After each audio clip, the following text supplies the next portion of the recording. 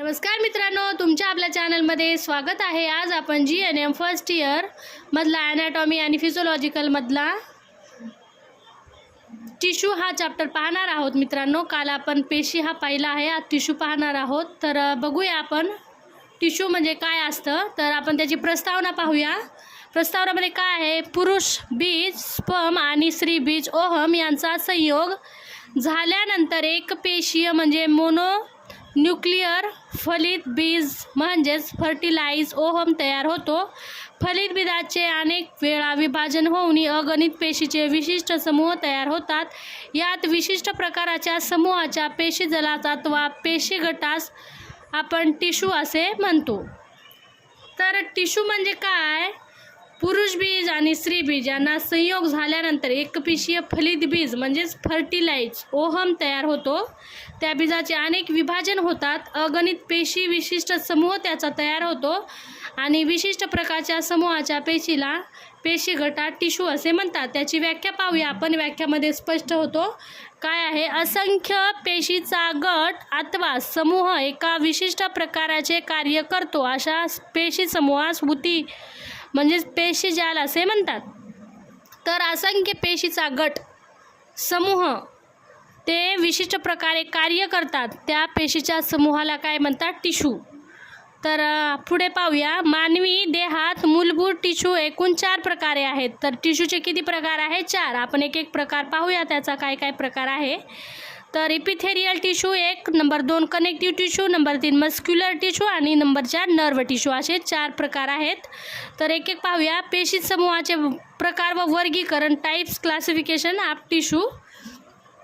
पेशी समूहाचे प्रकार आणि वर्गीकरण, हे बघा तुम्ही आकृती पाहू शकतात पेशीच्या। आपण पहिला प्रकार पाहूया, इपिथेरियल टिश्यू। इपिथेरियल टिश्यू म्हणजे काय, पहिला प्रकार आहे हा टिश्यूचा। तर पोकळ इंद्रियाचा अंतर्गत पृष्ठभाग, विविध नलिकाच्या आतील भाग तसेच त्वचेच्या खालचा थर हा इपिथेरियल टिश्यूपासून बनलेला असतो। इपिथेरियल टिश्यूची रचना विशिष्ट अशा होमोजेनोसिस द्रवावर आधारित असून त्या समूहातील पेशी एकमेकास जोडलेल्या असतात, म्हणून या द्रवास बेसमेंट मेम्ब्रेन असे म्हणतात। तर इपिथेरियल टिश्यू म्हणजे काय, पोकळ इंद्रियाचा अंतर्गत पृष्ठभाग, ज्या नलिकाच्या आतील भाग असतो त्या खालचा थर इपिथेरियल टिश्यूपासून बनलेला असतो। जसे की आपली त्वचाची स्किन आहे, त्याचा जो खालचा थर आहे तो इपिथेरियल टिश्यूने बनलेला आहे। पुढे काय आहे बघा, इपिथेरियल टिश्यूचे मुख्य 2 प्रकार असून 6 उपप्रकार पडतात। तर इपिथेरियलचे 6 उपप्रकार पडतात, ते कोणकोणते आहे पाहूया। नंबर 1चा आहे सिंपल इपिथेरियल टिश्यू। हा सर्वसाधारण आच्छादक पेशी समूह असून याचे 5 उपप्रकार पुढील प्रमाणे आहेत। सिंपलचे पण 5 उपप्रकार आहेत, ते बघूया। नंबर 1 आहे स्क्वॅसमस इपिथेरियल टिश्यू। स्क्वॅसमस इपिथेरियल टिश्यूमध्ये काय असतो, स्क्वॅसमस पेशी समूहातील पेशीचा आकार पसरट असून पृष्ठभाग पूर्णपणे सपाट असतो। या पेशी पातळ असून फुफ्फुसातील वायुकोश, हृदयातील आतील आवरण तसेच रक्तवाहिन्याच्या आतील थर स्क्वॅसमस इपिथेरियल टिश्यूपासून बनलेला असतो। तर स्क्वॅसमस इपिथेरियल टिश्यू कशापासून बनलेला आहे, कसा आकार असतो, कसा असतो तो, पसरट असतो, पूर्ण सपाट भाग असतो, फुफ्फुसातील वायुकोशा व आवरण, रक्तवाहिन्या आतील थरास त्यामध्ये आहे स्क्वॅसमस टिश्यू। फुफ्फुसातील वायुकोश, हृदयातील आतील आवरणा आणि रक्तवाहिन्याच्या आतील थरास स्क्वॅसमस टिश्यूने बनलेला तो भाग आहे। तर नंबर 2 पाहूया, कॉलमनर इपिथेरियल टिश्यू। सिंपल टिश्यूचे प्रकार आहे नंबर 2।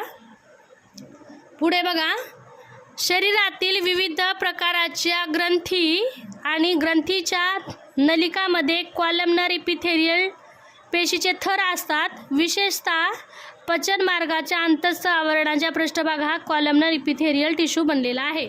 तर हा कुठं असतो, कॉलमनर इपिथेरियल टिश्यू हा जास्त पचन मार्गाच्या अंतस्थ आवरणाच्या पृष्ठभागात हा टिश्यू आढळतो। Ciliated epithelial tissue. Ciliated epithelial tissue काय आहे त्याच्यामध्ये बघा, कॉलमनर पेशीप्रमाणेच याची रचना असून पृष्ठभागावर केसाप्रमाणे अतिसूक्ष्म रोम असून त्यांना सिलिया म्हणतात. सिलिया हे एकच दिशेने हालचाल करत असल्याने संबंधित पदार्थ हालचालीच्या दिशेने सरकतो, परंतु उलट दिशेने तो पदार्थ जाण्यास प्रतिबंध केला जातो. कॉलमनर इपिथेरियल प्रामुख्याने नेझोफॅरिंग्स, ट्रेकिया, ब्रॉन्कस तसेच मेंदूमधील वेंट्रिकल्स, पेशियाच्या आतील भाग इत्यादी ठिकाणी असतात. तर सिलेटेड टिश्यू कुठे आढळतो बघा. हा केसाच्या प्रमाणे अतिसूक्ष्म याचा आकार असतो, केसासारखा असतो एकदम, त्याला सिलिया म्हणतात. तो एकाच दिशेने हालचाल करत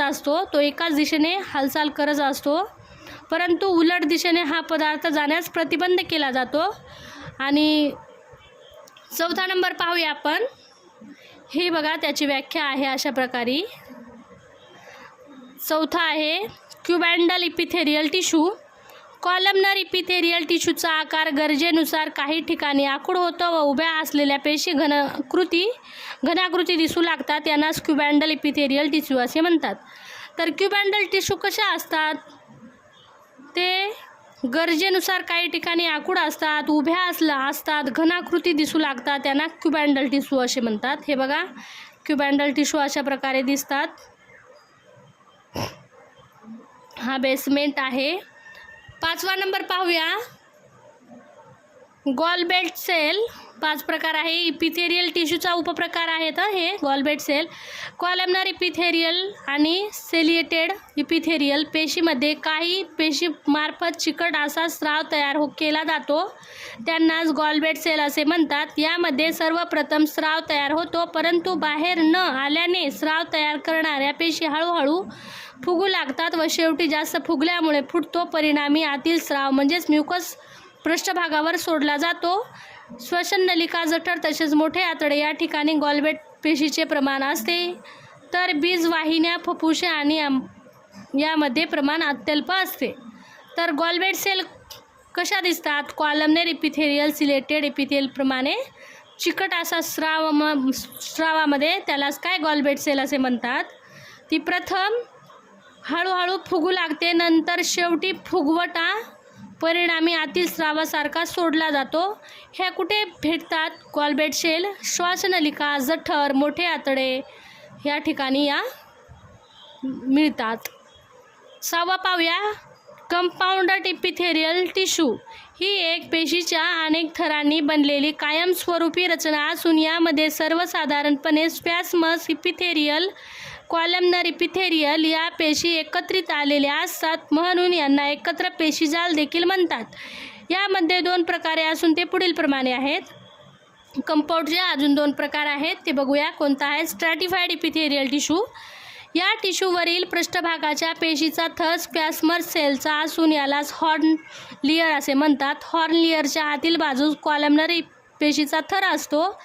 कॉलमनर पेशीचा मिटोसिस पद्धतीने वाढ होते व परिपक्व पेशी पृष्ठभागाकडे सरकतात. त्याचबरोबर पृष्ठभागावरील मृत पेशी निघून जातात.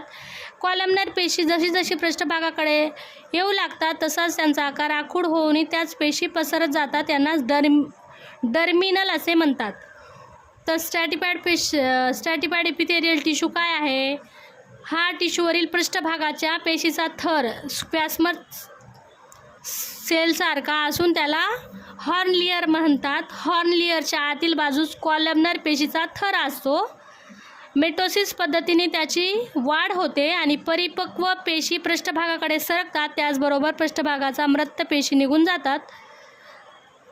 अशा प्रकारे त्याला स्ट्रॅटिफाईड इपिथेरियल टिश्यू म्हणतात. अजून दुसरा प्रकार आहेत कंपाऊंड इपिथेरियल टिश्यूचा. दुसरा प्रकार पाहूया. एक पाहिला. बी बघा. ट्रान्झिशनल इपिथेरियल टिश्यू. ट्रान्झिशनल इपिथेरियल टिश्यूमध्ये काय आहे. हा पेशी थर कॉलमनर इपिथेरियल टिश्यूपासून बनलेला असून या पेशीच्या वरचा पृष्ठभाग असतो. ट्रान्झिशनल इपिथेरियल टिश्यूमधील आकुंचन प्रसरण पावण्याची नैसर्गिक क्षमता असते. या कशा असतात बघा. चपट्या पेशी असतात. ही मधली अवस्था आहे. ही पेरूच्या आकाराची आहे आणि अवस्था आहे. तर आपण पुढे पाहूया. आता नंबर 2 आपण इपिथेरियल टिश्यू पूर्ण झाला. तर आता कनेक्टिव्ह टिश्यू पाहूया. कनेक्टिव्ह टिश्यूमध्ये काय काय येतात. मेदयुक्त तंतुमय विरळ स्थितीत व स्थितिस्थापक सच्छिद्र घट्ट द्रवरूप पेशीजालाचा समाविष्ट कनेक्टिव्हमध्ये होतो.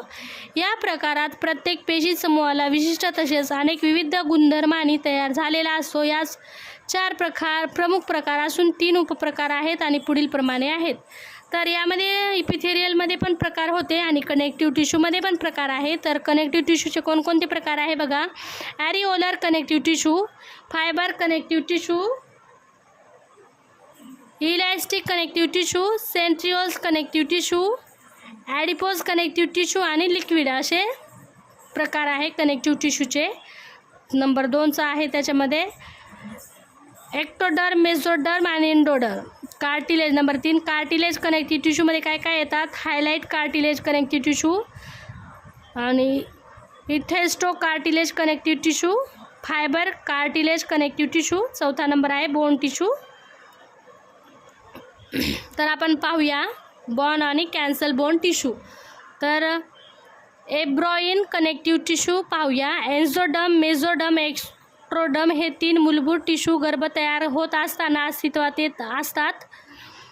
एम्ब्रियोल पेशी समूह इंद्रिय पेशी निर्मितीपर्यंत अस्तित्व असूनही प्रौढ व्यक्तीच्या शरीरामध्ये ही पेशी समूह आढळत नाही.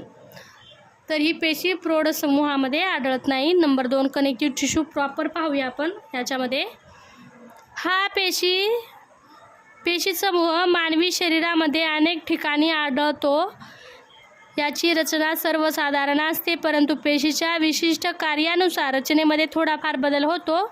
रचनेतील या बदलामुळे कनेक्टिव्ह टिश्यू प्रॉपर पेशी समूहाचा पुढील 6 प्रकार आहेत.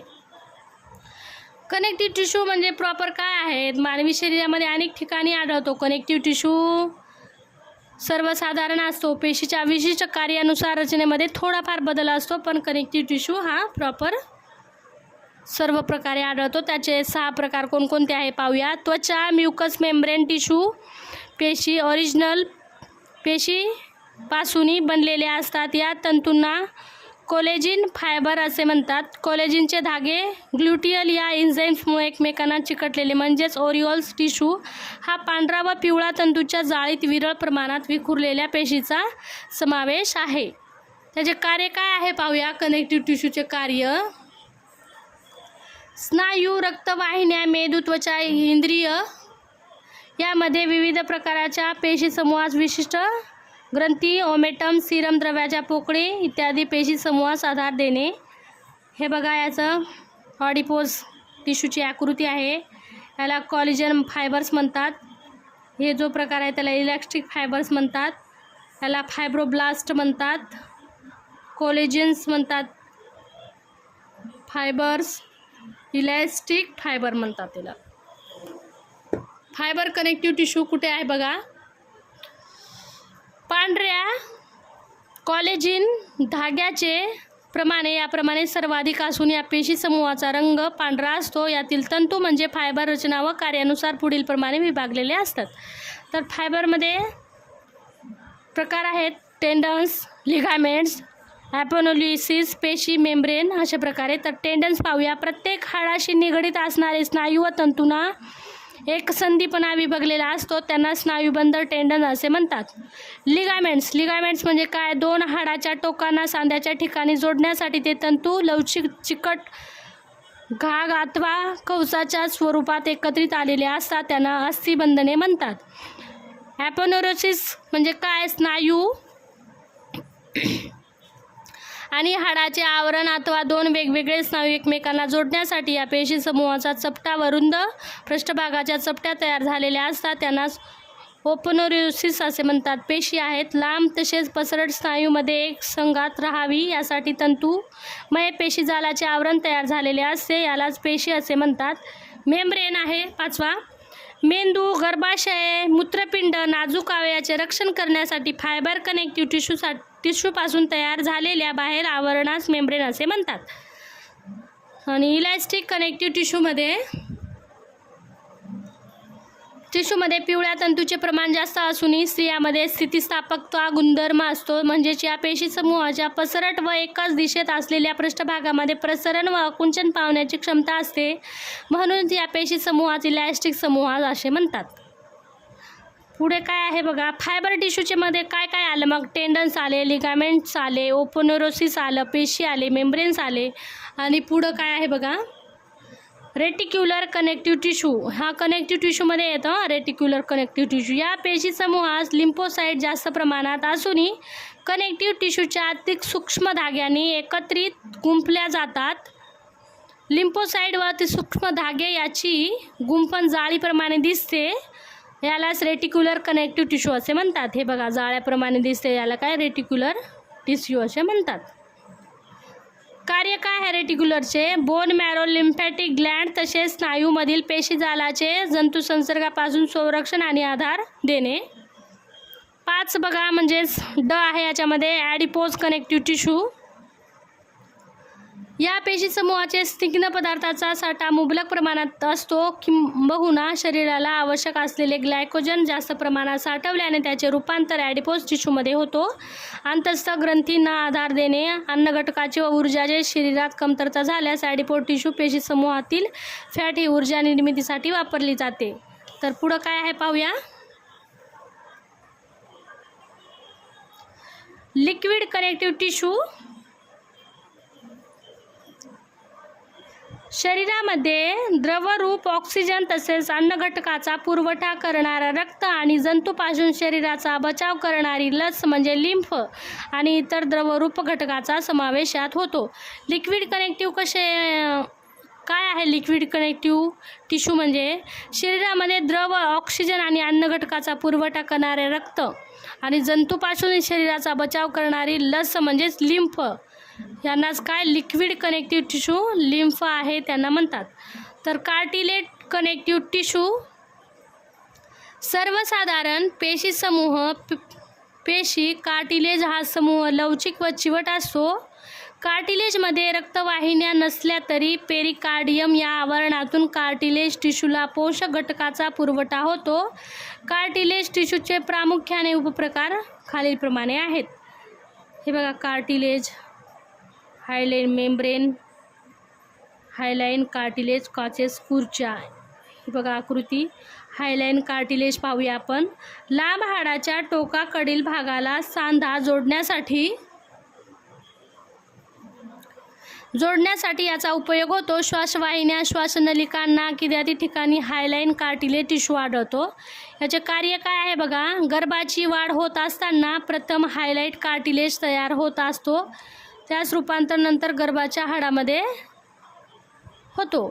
सांध्याचा हालचाल या कार्टिलेजमुळे सहज होतो. नंबर 3 आहे कार्य. श्वासवाहिन्या, श्वासनलिका यामध्ये कार्टिलेजच्या चकत्या असलेल्या श्वास पोकळ्या उघड्या राहतात. व्हाईट फायबर्स आहे आणि हे रोल्स आहे. व्हाईट फायबर कार्टिलेज तंतुमय सफेद कुर्जा. White fibre cartilage calcium carbonate, calcium phosphate तसेच इतर क्षाराचे तयार झालेला हा संयुक्त पेशी समूह असूनही त्यामुळे शरीराला आधार दिला जातो. हाडाच्या पेशी समूहामध्ये 50% पाणी आणि 50% घनपदार्थ असूनही घनपदार्थामध्ये 33% इतका भाग कॅल्शियम फॉस्फेट आणि या ठिकाणी धातूंनी बनलेला आहे. अस्थिपेशीजालाचे प्रामुख्याने 3 प्रकार असूनही बोन मारो या पेशी समूहाच्या पांढऱ्या व लाल रक्तपेशीची निर्मिती होते. मित्रांनो, व्हिडिओ आवडला असेल तर चॅनलला सबस्क्राईब करा. भेटूया नेक्स्ट व्हिडिओमध्ये. Bye bye.